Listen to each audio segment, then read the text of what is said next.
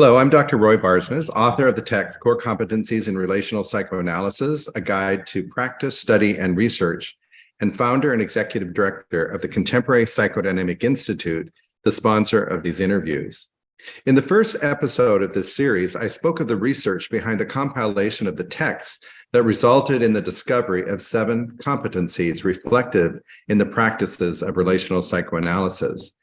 Those competencies are what I would refer to as disciplines are: number 1, therapeutic intent; number 2, therapeutic stance; number 3, deep listening, affective attunement; number 4, the there and then and here and now; number 5, patterning and linking; number 6, repetition and working through; and number 7, courageous speech, discipline, spontaneity. A separate and overarching core category, however, was love. And when you do grounded theory analysis, the goal is to come to a core category. So if you think of Brene Brown and her idea of vulnerability, it was the same measurement that I was using for this study. But this thing about love is so controversial within our field and within psychoanalysis. And so I was very reluctant to know, well, how do I include this? Because these other categories were also very distinctive. But it was true that there was an overarching idea around love. First of all, I had research assistants that were assisting me. And one of the things that they kept saying is, Roy, it's in the data, it's in the data, it's in the data. And so I had to continue to feel and acknowledge that as a researcher, if it's in the data, you include it in your study. But I was concerned about it being too soft for research, or that my colleagues would say, well, I don't love all my patients, and I don't think it is a central feature of psychotherapy, psychoanalysis. But some things happened to me. One is many of them simply said, I do love my work and I love my patients. Secondly, I find that in my own work, but I also found it in the interviewing process of my research that I was really enjoying the people and loving the people that I was working with. And third, love came to be defined for me by a kind of relationship that we actually provide, a relationship that requires of ourselves honesty and risk-taking, a deep immersion into the affective lives of the other, and a devotion to scrutinize non-defensively our own selves in an attempt to understand, feel, and grasp the internal and interpersonal world of the other. The analyst is willing to resist the urge for self-protection, surrender certainty, and engage in the inevitable conflicts, misrecognitions, and ruptures, and to stay in the conflict until it is worked through. This idea of the relentless ethic of honesty that Freud required of his patients seems to be now a part of our field as relational analysts, that it's also required of us. But as I vetted this study, as I said a moment ago, there were analysts and people who said, well, I don't know if I love all my patients, and I don't know if love is central. But here's how it finally got included. It was in the data. My research assistants were seeing it. I just told you how I was being impacted by it. But students were aware that I was conducting this research, and I told them about this quandary I was in. And there was a student in my 2-semester class on relational psychoanalysis who never said a word. I felt him involved, but I didn't know for sure what was going on with him. So the last class, we're walking out, he comes up to me and he very clearly stated the following. He said, quite intensely, don't ever shy away from love. You have brought it, you have lived it, I have bought it, I believe it, and now, as a new practitioner, I have seen it. Don't ever give up on love. So today's episode, featuring psychoanalyst and author Dr. Daniel Shaw, who contributed on the chapter on love. I want to introduce you to him and tell you a little bit about him.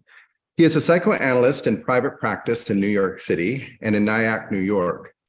Originally trained as an actor at Northwestern University and with the renowned teacher Uta Hagen in New York City, Shaw later worked as a missionary for an Indian guru. His eventual recognition of cultic aspects of this organization led him to become an outspoken activist in support of individuals and families traumatically abused in cults. Simultaneously with leading this group, Shaw began his training in the mental health profession, becoming a faculty member and supervisor of the National Institute for the Psychotherapies in New York. He's published papers in psychoanalytic inquiry, contemporary psychoanalysis, psychoanalytic dialogues, and of course, in Core Competencies. And in 2014, his book, Traumatic Narcissism, Relational Systems of Subjugation, was published for the Relational Perspective Series by Routledge and was nominated for the Distinguished Gradiva Award. In 2018, the International Cultic Studies Association awarded him the Margaret Thaler Singer Award for advancing the understanding of coercive persuasion and undue influence. Daniel, thank you so much for joining us today. Thank you, Roy. Thank you very much for having me. Yeah. In this chapter, you begin this chapter with the case of Ari, a patient you were not particularly fond of, which is a wonderful way to introduce a concept of love of somebody you don't like. And you even feared him, finding yourself shuttling between resentment and detachment. But one day you state, I finally raised my voice, you say, letting him know of your experience of him, including, I'm afraid that if you don't like what you hear from me, you will bite my head off, possibly literally. At this moment, you say, Ari tears up and you soften up. So it seems to me that what this tells us is that when we show up for our patients also do.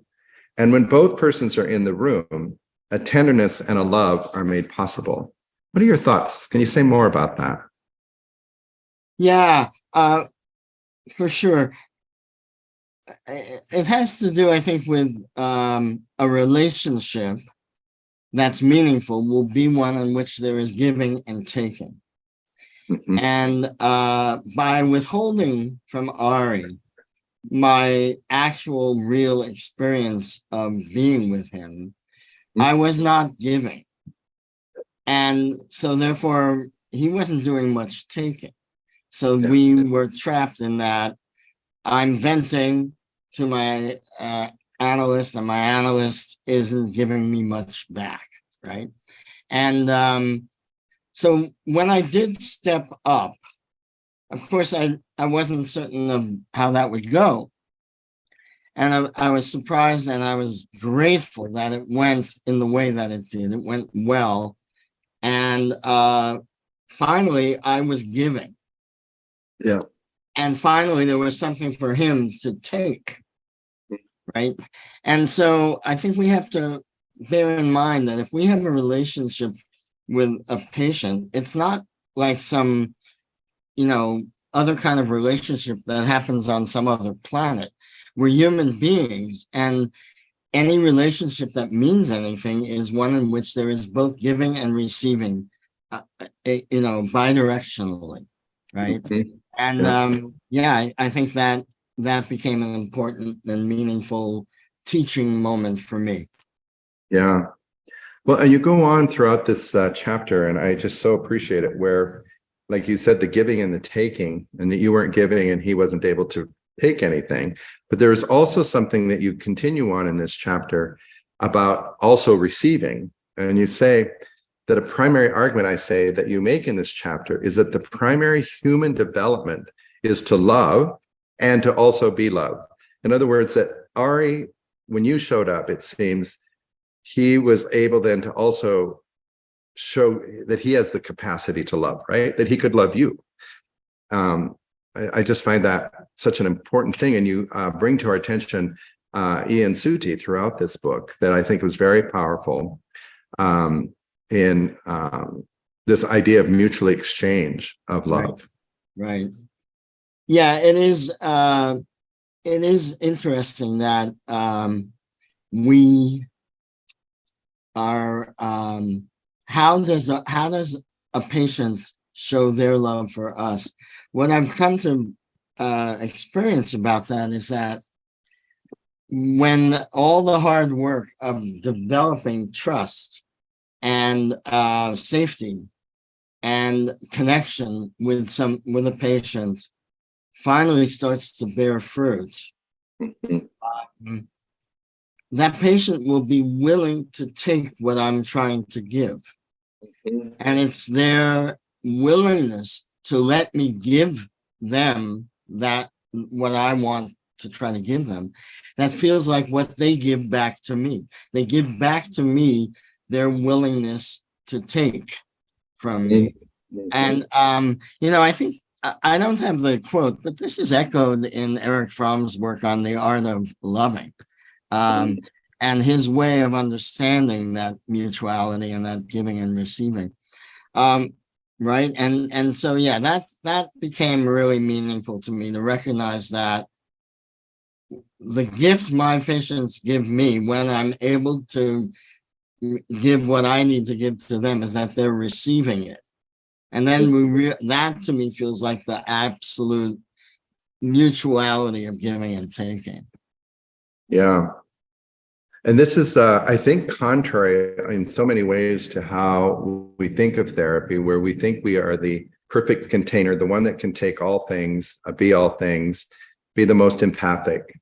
And almost we set up a narcissistic, I think, system where it's all about the patient and about them being seen, about them being heard, and that we love them. But really, that's an unfortunate thing in a way, because it seems really important that a good therapy is able for the patient to recognize their capacity to also love. Yeah. And when this is why I think enactments and conflicts are so valuable in a sense, because they are in a place to also forgive us and for us to forgive each other, if you will, and have a sense of mutuality, and that they also have room to care for us. Yes. Yeah. And, I think what you touch on there has to do with what we think of as rupture and repair sequences, which the baby watchers, the infant observers have allowed us to understand is so important in terms of how a child, a baby, developmentally comes to feel that they can attach securely when they have a reasonable expectation that if there's a rupture, there will be a repair. And I think that when we're working with people and withholding, just trying to be a container rather than actually giving in some way what it is that we're experiencing, we're sort of sidestepping the possibility of rupture. But when we do that, we sidestep the possibility for repair. Right. And for a lot of our patients, when there were ruptures for them developmentally, there was no repair. Exactly. Right. So if we're not affording any, obviously we don't deliberately create a rupture, but if we're carefully avoiding the possibility of any rupture, we're also not allowing them to have a new relational experience of what it means to know that there can be repair. Yeah. Yep. And that you're not the only holder of repair, but they also have agency towards it. Exactly, for sure. And that's a very healing, I think, moment for our patients, when they feel that they too can love and not just be loved. Yes. In fact, this pathology. What's interesting here is that you are also, in using Ian Suttie, talking about that our primary drive isn't through instinctual forces of envy and aggression, but for connectedness, and that pathology is not just when the mother fails to give adequate response, but especially when the infant feels its own gifts towards the mother are rejected. That really is a... Well, I already knew Fairbairn's formulation around the moral defense and what he was saying about that, but it blew my mind that well before Fairbairn, Suttie was saying it. And now, so I started really trying to know more about Ian Suttie, and the only other person who's really dived in is Howard Bacall. But I was doing my own research, and I bought several different editions of his book, The Origins of Love and Hate, each with a different introduction by somebody else. One was by Ashley Montague, a well-known anthropologist of his time, and another was by Erich Fromm, who is a very important influence on me. And so when I learned, and then I found whatever I could about Ian Suttie, he had debates with Melanie Klein at the British Psychoanalytic, which were attended by Winnicott and Fairburn. And so Suttie's work really is foundational, and because he died, and his wife was the translator of Ferenzi's papers, but because he died right at the publication of his book at a young age, we lost touch with his importance. So I was happy to be able to bring him back into the picture. And yes, his understanding that, he says, the mother gives the breast, but the child gives the mouth. Yes, and right. I just think that so succinctly makes it clear how important the gift of the child is. The child receiving the mother's love is giving the mother validation of her love, and the mother is returning that validation of the child's love. It's a beautiful, natural, such a essential thing. And as you point out, quite different from the emphasis that Melanie Klein put on aggression and envy, and the emphasis Freud was putting on sex and aggression. And I don't mean to reduce their ideas to just those, narrow ways of thinking. I think they obviously are both important clinicians we should not just dismiss because we don't agree with everything. But Suttie really nails it, I think. And I feel like those debates with Melanie Klein, if only we had film, right? Those would be pretty fascinating. Right. Wouldn't it have been fun? Yeah. Well, I think it's interesting you bring up Montaigne, because a patient the other day gave me Montaigne's 700-page book. His meditations. Yeah. I actually had mentioned Ashley Montague, but it's funny you mentioned Montaigne because I'm a fan from way back. It's been years since I read those, but yeah, that's interesting. Yeah. Well, I think it gives over to the same idea and the power of relationship and friendship in his work that I'm going to be taking a look at. Yeah. In fact, you quote Fairburn on page 209 about this whole idea, and you say the greatest need of a child is to obtain conclusive assurance, A, that he is genuinely loved as a person by his parents, and B, that his parents genuinely accept his love. Right. The frustration of his desire to be loved as a person and to have his love accepted is the greatest trauma that a child can experience. Yeah. Yeah, it's very meaningful to me, and I think we often, Alice Miller, who wrote about narcissism, focuses on the parent who treats the child as an extension, thereby objectifying the child rather than giving their love to the child as a separate person. And so, that's obviously something that many of our patients can talk about and think about and recognize as problematic.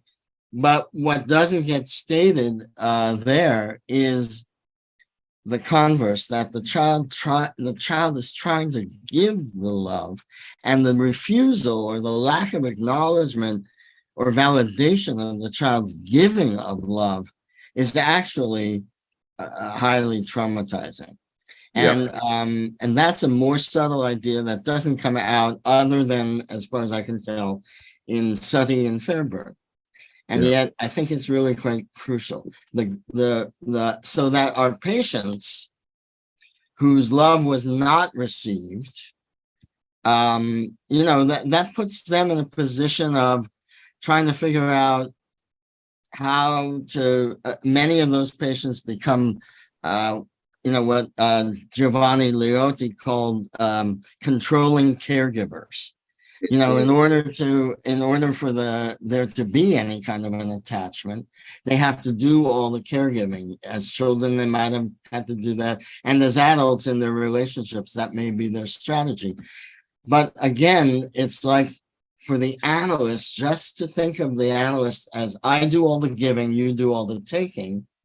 It's binary. And Yeah. it's not natural, and it's not the way a good relationship really functions. Exactly. So yeah, I think those ideas are really important. Mhm. And for us to be able to note them, a patient that's coming to my mind is when my mother was dying, I had to leave my practice back and forth because it was from out of town.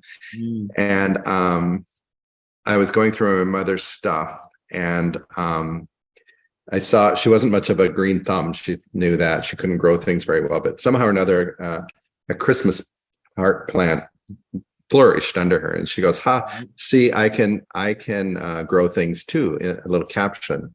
When I Mm. came back, a patient showed up, unbeknownst, with a cactus plant for me, Mhm, mhm, and so I told her this story, and received her love for me, actually, and mm. also linked it to the fact that this is a woman who had incredible intuition, but she came from a very narcissistic mother who always denied what her daughter knew. And so for her to have that intuitive sense and to Mm. then bring herself to me, I think is, and my capacity to say, look, you do this, your mind is right, and you have a capacity to love, and you've just loved me. It was Wow, quite a very important moment in our work together. Yeah. I can see that. That's Yeah. lovely.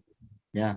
And I think when we look at pathology then and shift quite considerably this idea that of envy and destruction and aggression, that although envy and aggression are absolutely a part of our lives, both in our own personal lives as well as others, it has something more about a push to see and to be seen, as opposed to an urge to destroy. Yeah. And again, Fairbairn's whole endopsychic system so boldly defying Freud's system in the 40s really emphasized that we are object seeking. We Yes. are, and so, you know, back then the term object was what everybody was using. But I think that we, you know, Bowlby really is the one who develops the absolute biological imperative, not just of object seeking, but of safety seeking, Mhm. of and you know, out my window here, I have some bird feeders, and some hummingbirds come. And I don't know if you've ever seen a hummingbird nest, but they look like, you know, fairies and elves in some fairyland had put together the most beautiful, comfortable, soft, cushioned place for these little birds to hatch, right? Mm. And yeah, I think that we as human beings are seeking the softness, the calm strength, the care, the absolute cherishing. Elizabeth Young Brule called it cherishing. You know, we're seeking that from the get-go. And Mhm. if we are lucky, we are born into a circumstance where that is provided. This beautiful, soft, caring, nurturing way of being born into the world, right? And I think that without that, we become fragmented. Ferenczi understood that. Fairbairn certainly understands it. If the infant can't be met in those ways, and not perfectly, I don't mean to imply that, but just, you know, enough, as Winnicott would say, when the infant is not met in those ways, the infant has to start fragmenting. Exactly. Yeah. Well, and I think in your case with Ari, um, when you were able to push through your splitting, if you will, your Right. defensiveness and your resentment, and you show it with your own raw experience of him, you saw his defensiveness in a new way, rather than just his against you. He was trying to find a way to be with you, right? Right. Exactly. Yeah. And you know, it took a while to get there, but in that moment, And when the lyrics of that song, Desperado, came to mind, it's a beautiful song. And, you better let somebody love you before it's too late. Yeah. I didn't know what impact that would have, but it seems to me that was a moment of meeting. Mm-hmm.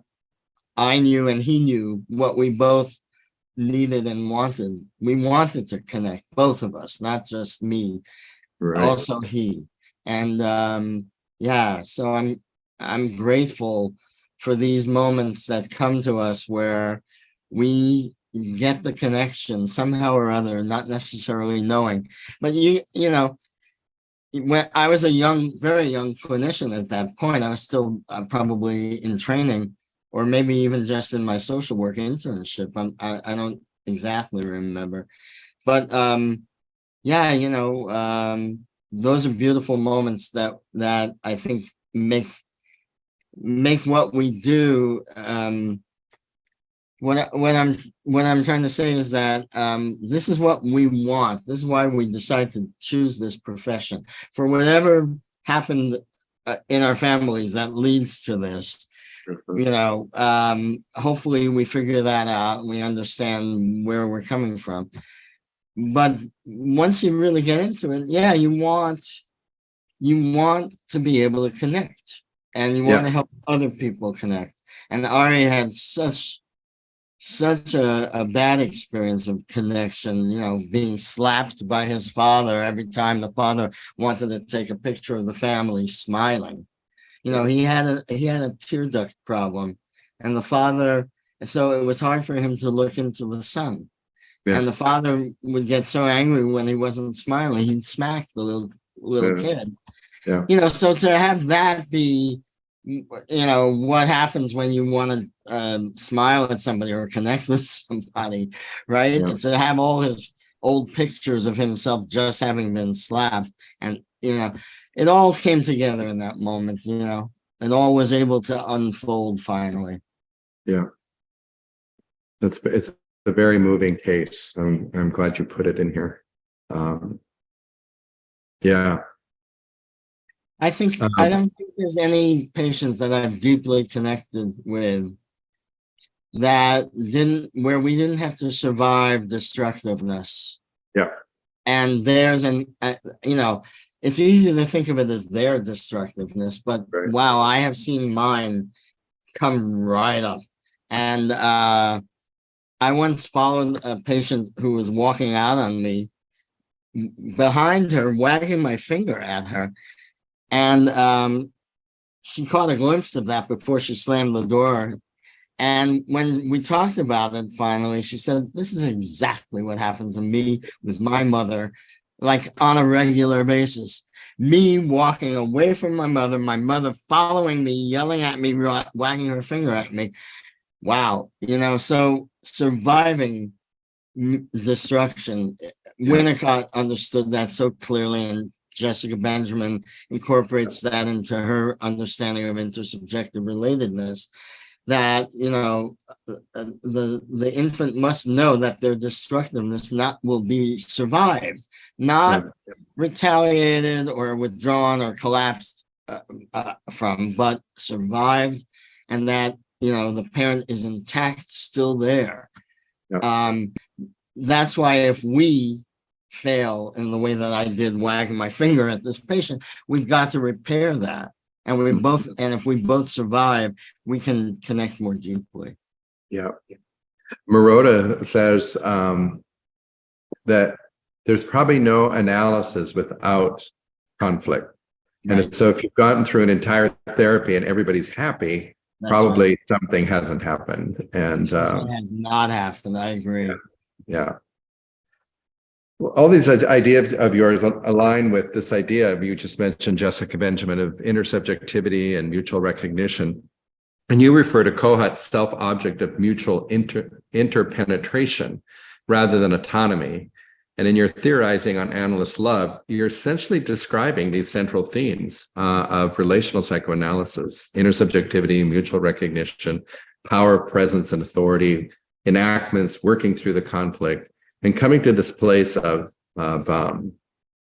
not just coming, but all along the way, seeking connection and the breakages of connection, and then the healing that comes through.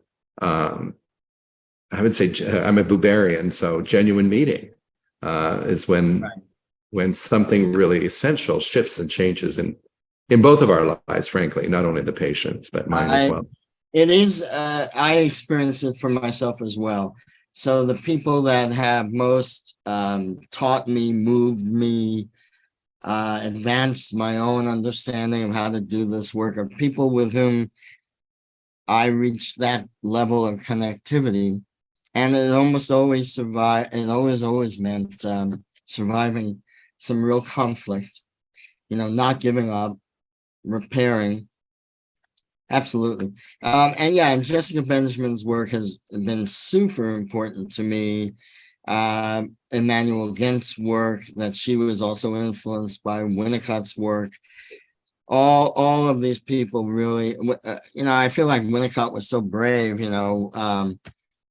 to say what he was saying, which basically really refuted Melanie Klein again and again and again, even while he was trying not to create antagonism around that, so that Anna Freud and Melanie Klein had the antagonism and Winnicott just stayed in the middle, right? Pretty clever, I think. Pretty clever. But what he really understood from being a pediatrician, seeing how babies want to drop the object and then magically it reappears, and then they keep wanting to drop it. They want to know that their destructiveness is not catastrophic and that everyone survives. And so Benjamin and Winnicott talked about how that allows the infant not to get caught in their own omnipotence. They don't get stuck there. And if we're not stuck in that, we can create mutuality. But it begins.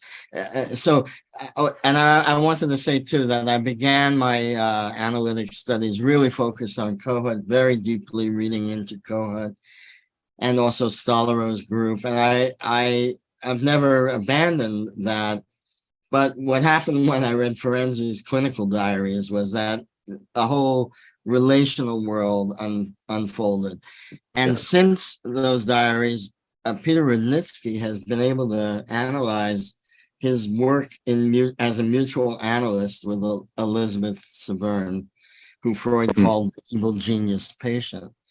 And those studies, Ferenzi's clinical diary just opened my eyes to the world of Winnicott, Fairbairn, and then the New York relationalists, who I think are very influenced by Ferenczi, Winnicott, Fairbairn. So, yeah, it does. The relational turn, I was lucky to be able to be in a study group with Steve Mitchell before he died. And we don't read him enough these days. We're not grateful enough for what he and Jay Greenberg did by bringing our attention to the relational turn. Yeah, absolutely. Yeah. To our listeners, that's that Stephen Mitchell is the founder, along with several others, of the relational movement in the 80s, and he passed away early. But his work is essential to understand. I believe it's foundational and essential for us as relationalists to be well acquainted with his work. Yeah, I hope it all gets reprinted, new editions, and made available again. I had to buy used copies in the 90s. Wow. Yeah. Huh. In this book, in a chapter, in the deep reflection of your own success or failure, you came to the conclusion, quote, that it was to my own deep underlying attitude towards the patient that I had to attribute the responsibility of success or failure.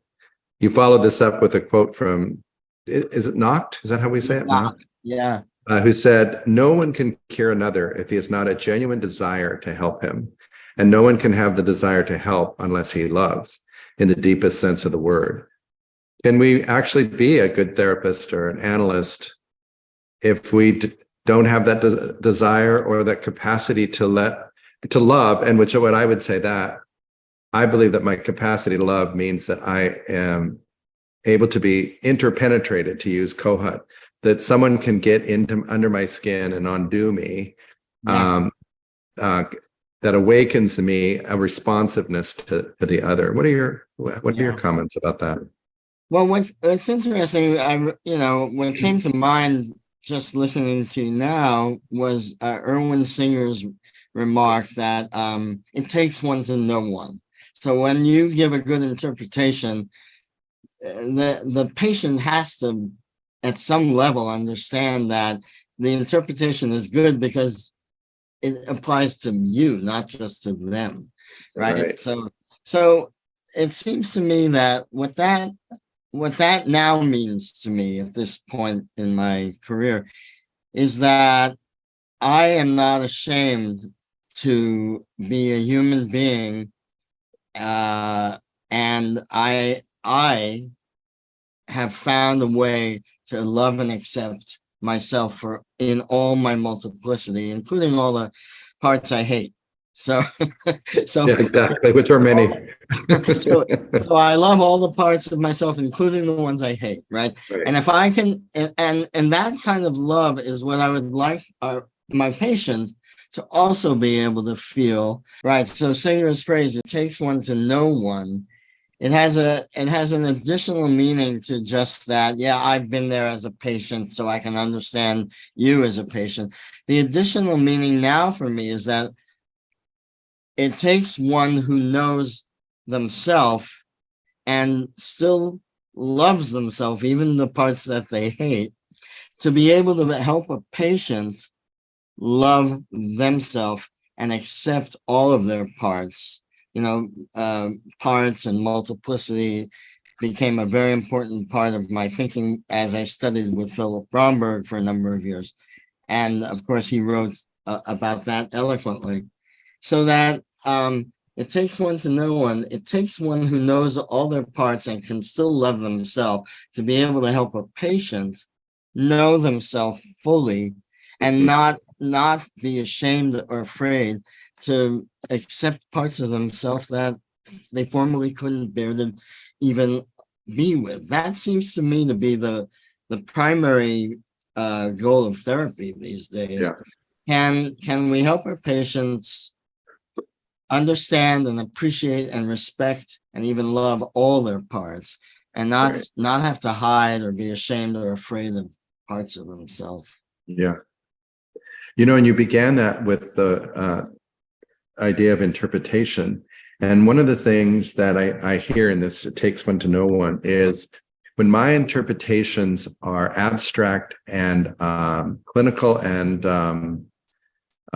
very sometimes beautiful, but they're coming out of my cognition and out of my clinical mind, not out of my gut, out of my viscera, as Singer says. But when the patient feels that I'm stumbling around trying to find out something, is when the interpretation is now connected, if you will, to their story. It's hit me somewhere, and I'm now responding to it rather than just blowing steam. Right, being dissociated. When we make an interpretation that's dissociated from our own self-recognition, it's abstract. It probably sounds good and goes in and out. When it comes from knowing ourselves, I think it has more meaning. Yeah. You talk about stalemates in this chapter, and they occur when the analysand or the patient is not progressing enough to provide the analyst with sufficient evidence of our power and our impact.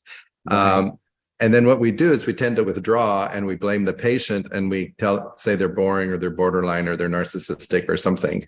And that the analyst's frustration and counter withdrawal because of their vulnerabilities to the problematic aspects of their own history of loving and being loved. Do you want to? That's a great thing for us to think about. Yeah.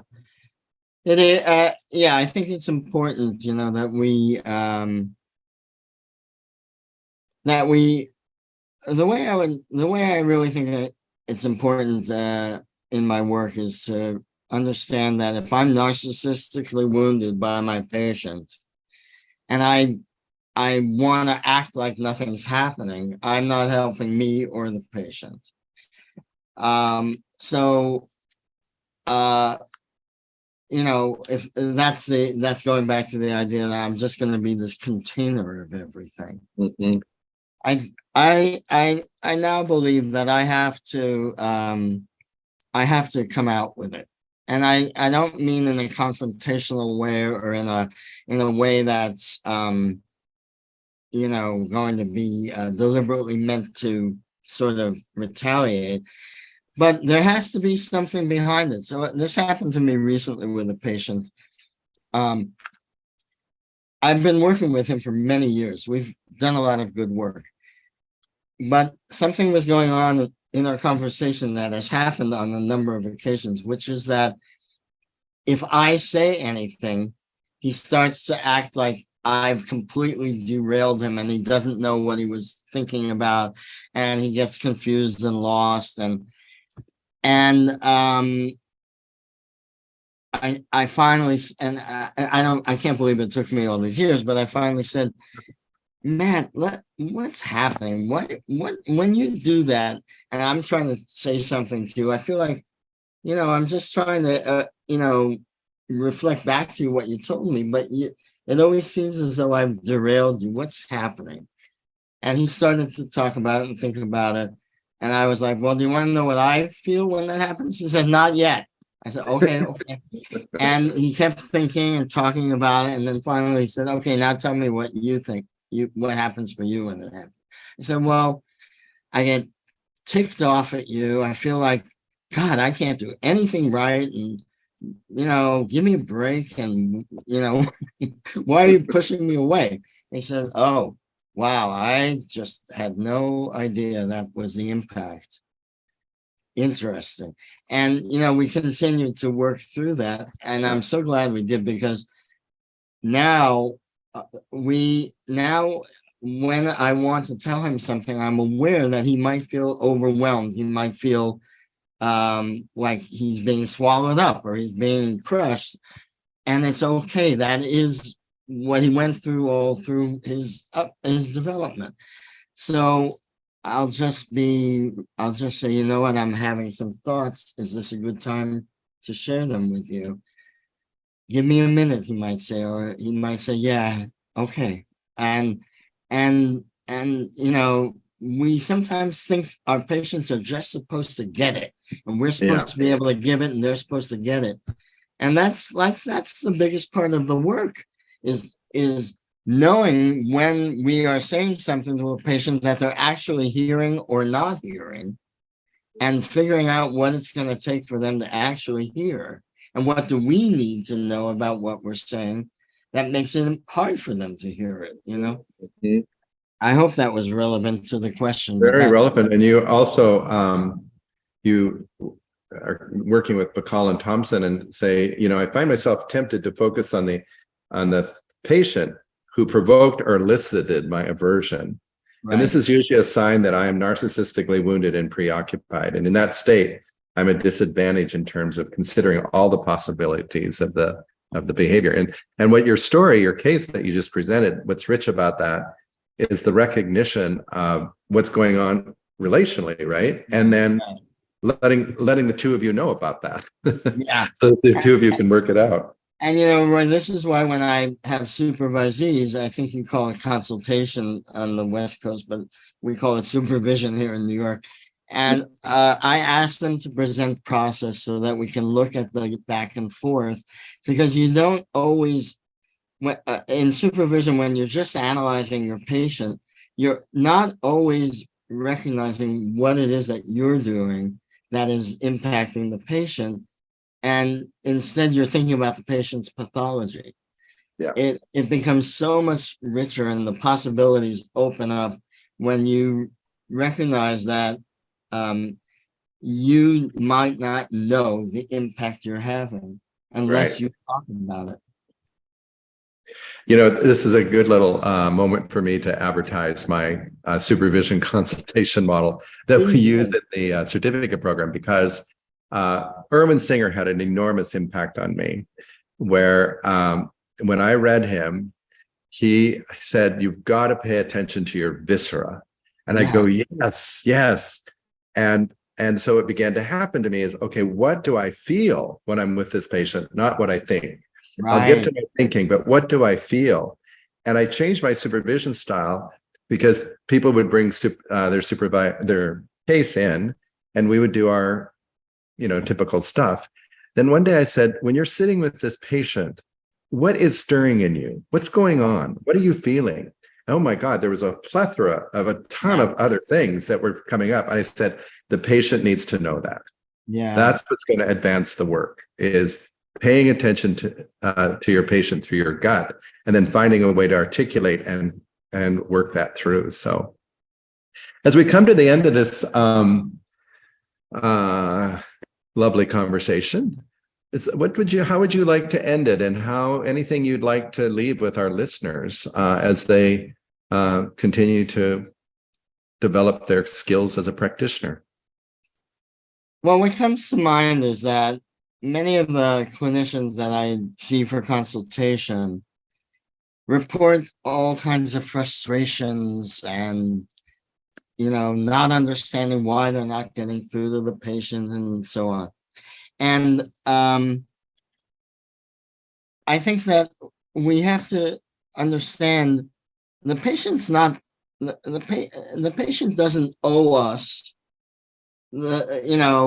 making us feel good about what we're giving. Right. We have to figure out not just what we're trying to give, but how we're giving it in such a way that this patient can receive it. That's and that's on us. Mm-hmm. That's our job. Right. But so when I hear, oh my God, I'm so frustrated, I don't know why they're not hearing me or getting it or what, well, they're not hearing it or getting it for a very good reason. If we take the time to notice it and try to open up that conversation about what's happening. And I think it takes experience and practice and courage. And so, we've been talking about analytic love. Probably somebody could do a good paper on analytic courage. Yeah. But I think they go together. Yeah. And if we are going to reach people in a way that allows for the opening up of mutuality and love in the work, it will be because we didn't shy away from being with them as fully as we could, which includes all the good, the bad, and the ugly. Yeah. And not just our being a wonderful, magnificent, endlessly available container. There's more to it. In the relational world, we bring a lot more to it than just that. Yeah. And we bring that too, right? So I guess I would say connecting is our responsibility to figure out how to do it. It takes some courage. It takes persistence and hanging in there and never giving up and wanting to figure out how to make it happen. Yeah. And that pays off. Off. It really does. Well, thank you so much. And I would just say again that one chapter on courage is in the book, on Brad and I's chapter on courageous speech, discipline, spontaneity. And I'm going to go right back. It's in my New York office. It's the first thing I'll look at again. No problem. It's just that a matter of, I agree with you that it takes, like when I say to patient, to my supervisees, okay, the patient needs to hear that. They say, oh, I could never say that. I go, well, that tells us something, doesn't it? That we've got to find the courage to speak the unspeakable that's actually present in the room. Exactly. And all the effort that it takes to be non-courageous, honestly, and defense and all those, like when you courageously brought yourself to Ari and to this other patient you just talked about, it took some guts for you to go, man, can I say this? He might cut my head off. But by bringing and being courageous enough to bring it, the work flourished, right? And so that's very important. And the love becomes possible. That love being really the giving and receiving that's really happening bidirectionally. Yeah. Well, Daniel, thank you so much. I was very much looking forward to our interview. Like I mentioned, this chapter is very popular. People love this work, and you've done and contributed to the book. So thank you so much. And I've really enjoyed speaking with you today. Thank you, Roy. Thank you for having me in the book and having me on today. It's great. Thank you. Absolutely.